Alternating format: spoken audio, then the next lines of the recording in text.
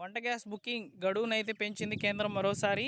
25 రోజుల నుంచి 45 రోజులైతే చేసింది. అయితే ఈ ప్రాంతాల్లో వాళ్ళకి మాత్రమే ఇది వర్తిస్తుందని చెప్పి కేంద్రం అయితే స్పష్టం చేస్తోంది. పశ్చిమాసియాలో రోజురోజుకు యుద్ధం అనేది పెరుగుతూనే ఉంది.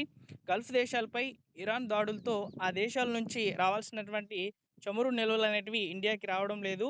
ఈ నేపథ్యంలో భారత్తో సహా అనేక దేశాల్లో పెట్రోల్, డీజిల్, గ్యాస్ కొరతలైతే ఏర్పడ్డాయి. అయితే ఈ కొరతను అధిగమించేందుకు భారత ప్రభుత్వం కొన్ని చర్యలైతే తీసుకోవడం జరిగింది. వాటి గురించి అయితే ఇప్పుడు మనం ఈ వీడియోలో అయితే మాట్లాడుకుందాము.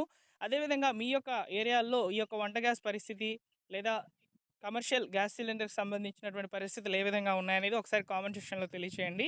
అయితే ఇక్కడ తాజాగా చూసుకున్నట్లయితే కేంద్రం ఇచ్చినటువంటి సమాచారం ప్రకారము వంట గ్యాస్ బుకింగ్ గడువు 45 రోజులకైతే పెంచారు.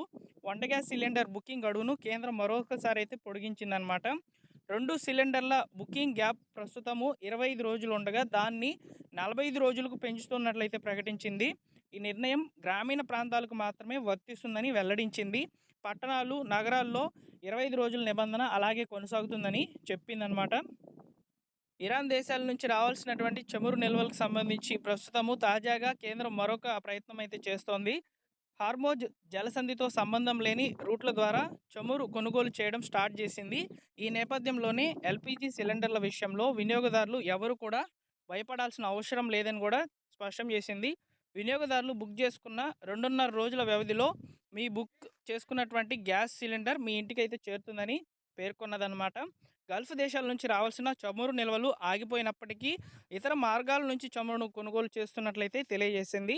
విదేశాల నుంచి చమురు దిగుమతి, దేశంలో ఉన్నటువంటి గ్యాస్ నిల్వలపై పెట్రోలియం, సహజ వాయువు మంత్రిత్వ శాఖ సంయుక్త కార్యదర్శి మాట్లాడుతూ భారత్కు చమురు సరఫరాల్లో ఎలాంటి ఇబ్బంది లేదని, హార్మోజ్ జలసంధితో సంబంధం లేని మార్గాల ద్వారా చమురును సేకరిస్తున్నామని, హార్మోజ్ నుంచి వచ్చే దానికంటే ఎక్కువగా సేకరిస్తున్నామని చెప్పి స్పష్టం చేశారనమాట.